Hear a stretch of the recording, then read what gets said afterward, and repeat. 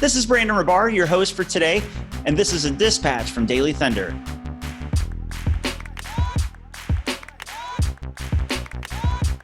Every story, every game, every day. Welcome to the Daily Thunder podcast. I am your host, Brandon Rabar, beat writer for dailythunder.com. I am joined, as always, by Daily Thunder contributor Ryan Woods. How you doing, Ryan? Very well. How are you? Good. I'd be doing better had Chris Paul hit that free throw with 2.9 seconds left. Man, I cannot believe Clutch Paul missed a clutch free throw with the game hanging in the balance. At least he hit the one. They went to overtime. Of course, the Denver Nuggets win 121-113.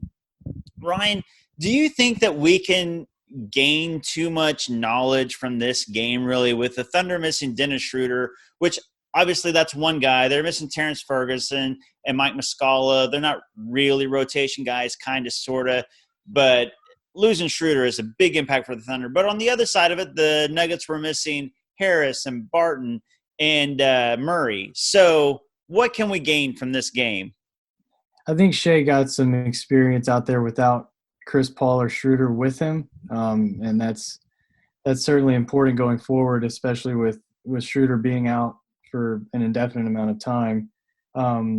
Getting Shea out there as the lone guard, the lone playmaker, he got a taste of what it's like to be the only creator, and I think that's going to be helpful for him going forward. I think the only thing to take away from this game, honestly, is as long as we can do without 60 fouls and 71 free throws over the game going forward, I think we'll be all right. Yeah, the Nuggets shot 39 free throws, the Nuggets shot 39 and the Thunder shot 31. And, I mean, I hate to be that guy because the Thunder got some calls too, I'll admit it. But, man, I got to say, 8 more for the Nuggets, that's one thing, but it's the way in which they got him and when they got him. You know, the Thunder had a 7-point lead, and then there was some ticky-tack stuff on Dort, on Shea, and Shea got his 5th foul. It was really a ticky-tack. And, I hate to put anything on the refs, but it would have been nice if the refs would have let both teams play. I'll say that. Yeah, I definitely don't say that to say that Oklahoma City got jobbed by any means. I think there were a couple calls that you can look at a little closer, specifically the blocking foul called on Dort, that we can get into that last 3 minutes later. But the game just had zero flow to it, and teams seemed to be defending on eggshells just based on the way the game was being called. And I think more than maybe any other game this year, it felt like the refs from start to finish had a huge impact on the way the game was played. Right. Which is kind of disappointing.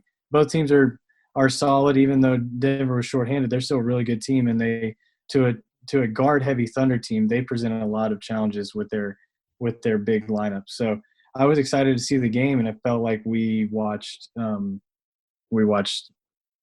refs intrude a little bit on what could have been a really good game. Yeah, it just turned into a whistle party, and that's why I don't really glean too much from this as far as a win-loss perspective goes, because both teams were shorthanded with impact guys, and then the refs they really did it didn't seem like a game. It just seemed like, who's going to get more free throw calls and who's going to hit a little bit more of their free throws, and that's really kind of what it came down to. Then in overtime, Jokic honestly just hit some ridiculous shots. You could argue that the first basket was an offensive foul. He kind of bullied Steven Adams a little bit to the bucket. Seems like they'd been calling that earlier, then they didn't call it. And then he hit this bank shot that was just kind of ridiculous. Then he hit this kind of like desperate, long two defended in his face shot. And you're just like, okay, whatever. They're going to win this. He's just hitting everything. It was just one of those, quarters where Jokic just kind of threw up anything and it went in. Totally. And I do want to go back to the Oklahoma City gets the offensive the pass out to Gallo, back to Chris in the corner for a 3. Oklahoma City goes up 7 with around 2.5, 3 minutes left. Timeout, Utah. Coming out of that timeout, they were outscored 13-6 the rest of the way to force overtime.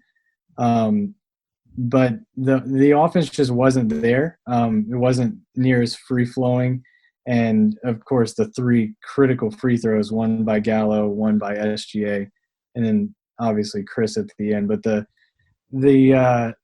foul on Dort was a 5-point game at that point, and it's a huge call. Um, the I think it was Chris had just fouled Jokic to it was a side out foul. Gallo is screaming to Lou like we're not switching, Right. and Lou gets around the Millsap screen and the Jokic screen without any contact, like he was in perfect position. And then Porter extends the arm. We've seen that call all year. Yep. Dort couldn't have been in a better position, and it was a huge call. A couple minutes later, Jokic hooks Adams to the moon Yep. and goes uncalled. It was a couple things late in the game, and still it came down to a 92% free throw shooter missing the first of two to get it to overtime. So as frustrating as the game was, Oklahoma City was right there, and I think you can speak more to it. Chris had some things to say after the game about taking responsibility for some late game stuff that has been uncharacteristic of this team. Yeah, he didn't mince words at all. He shouldered the blame, and the question wasn't even about this. The question was, did you miss Dennis Schroeder and Terrence Ferguson? And then of course Mike Muscala went out. It's like, yeah, we missed them, but I should have hit my free throw with 2.9 seconds left. If I hit that free throw, we win the game. We missed them, but we should have won. We could have won. We should have won. And he put it on himself. And he's right. You know, it's tough because I'll be honest, I feel like the Thunder were jobbed on some pretty critical, crucial calls in the clutch that probably shouldn't have been called, and had, you know, Donovan not used the challenge on Shea's fifth foul, which I didn't think was a foul, and they still let it stand.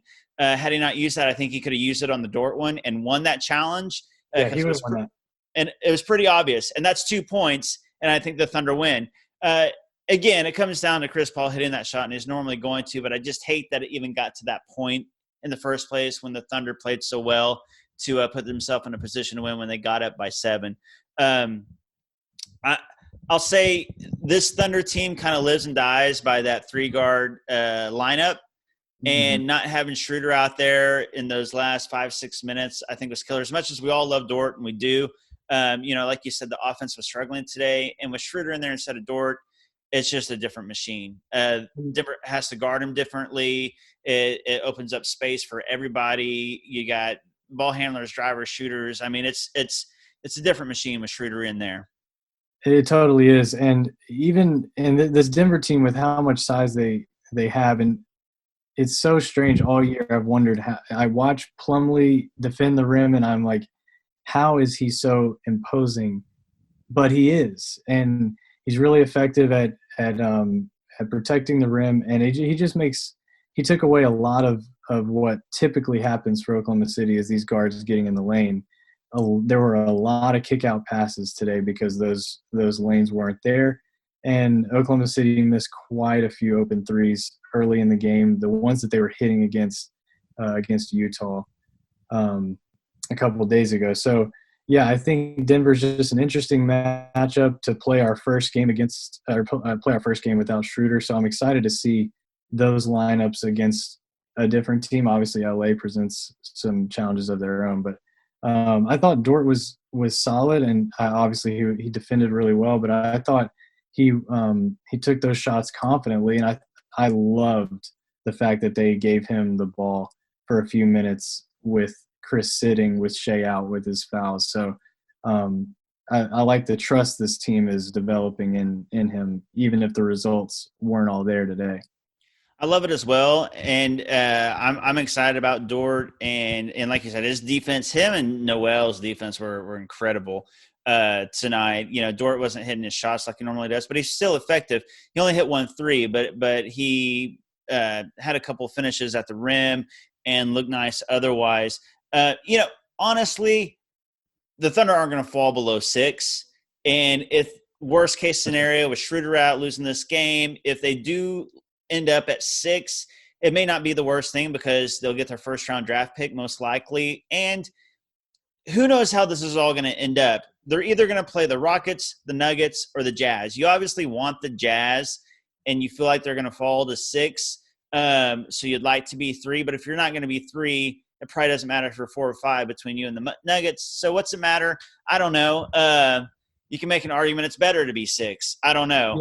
Yeah, I think Oklahoma City is going to be – they're going to really like their chances against any of those 3 teams, like you said. Just avoiding the 2 LA teams in the first round is going to be a win, and if they get to keep their pick, that's even better. I do want to give a couple shout outs. Shea playing still 38 minutes today, and a lot of those with 5 fouls. I thought he did an awesome job still being effective as a defender, considering how the game was being called and considering he already had 5 fouls. He played a really, really solid fourth quarter. He hit what I thought was going to be the shot that took him home, the and one with just over a minute left, short shot clock, baseline out of bounds. It was an awesome play. Missed the free throw. Yeah. But he was awesome, and I thought Nader gave him a huge lift today. I don't think they hang as tight as they did to give them a chance to push that lead if Nader didn't come in and play efficient minutes on both ends. I completely agree. I was surprised. I think we both were that Diallo came in against the Jazz before Robertson and Nader. And I've been saying Nader because that bench needs shooting, it needs spacing, it needs scoring. And this, to me, just solidifies that. I think that he can be a nice bench piece for this team. I'd like to see him get those minutes because he can score and shoot. And he was great tonight. And I just want to double up on what you said about Shea. He struggled the first 3 quarters, but he was fantastic in the fourth quarter and really put the Thunder in a position to win.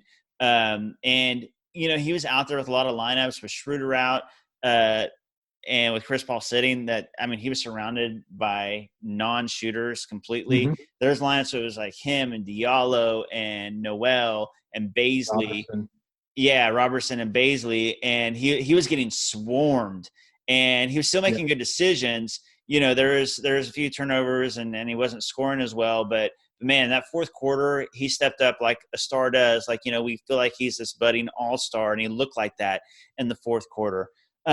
So moving on from this game, again, hard to glean anything from that. I still think in a series, because to me, there's a 33.3% chance they'll play the Nuggets or the Jazz or the Rockets. And if it happens, I think that this Nuggets Thunder series is a coin flip. I think Thunder Rockets is a coin flip. And I think Thunder Jazz would be like 90%. I'd take the Thunder to beat the Jazz in a series right now. But Lakers, Wednesday night, just real quickly, you think the Lakers, they just beat the Jazz, clinched the number 1 seed. You think they'll sit either or LeBron or Davis, or you think they'll go ahead and play him? To be honest, I didn't know that tonight was a game that they could clinch the 1 seed until like right at the end of the game when they mentioned it. So I hadn't even thought about it, but it would be really nice. Davis might be playing some of the best ball of his whole career over the past week and a half. So I think it's going to be a tough test. And if we've learned anything from this year, we got housed by the Lakers without both of them in Oklahoma City. I think it was Kuzma that played the role of Michael Porter Jr. and went for like 30 that day. We probably should mention the second-year player just torched Oklahoma City today. Scored in just about every phase, a lot of really tough shots, and against some solid defense. So super, super good game from Michael Porter Jr. today. Yeah, he was fantastic. And it's one of those deals, like obviously the Nuggets were short-handed and you feel like they're going to be better with Murray, Barton, and Harris out there. But then you're like, but Porter doesn't go off for 37 points efficiently if those guys are out there. Maybe it would have been better for the Thunder had they not been short-handed, because Porter wouldn't have got all those shots, and Murray and Barton and Harris would have jacked up some, and Porter obviously wasn't missing. Lakers Thunder Wednesday night. We'll be here with a rapid reaction right afterwards. And, we don't know when Schroeder's going to be back. I just saw a picture of his baby daughter, and she looks adorable. Excellent. Congrats to him. Yes, she was the reason that the Thunder lost tonight, but she looks totally worth it. She is totally worth it. She doesn't just look it. She's adorable. Just kidding, Davy Schroeder. Congratulations to Dennis and his wife and their family. And thank you so much for listening to the Daily Thunder podcast. Ryan, thanks for joining.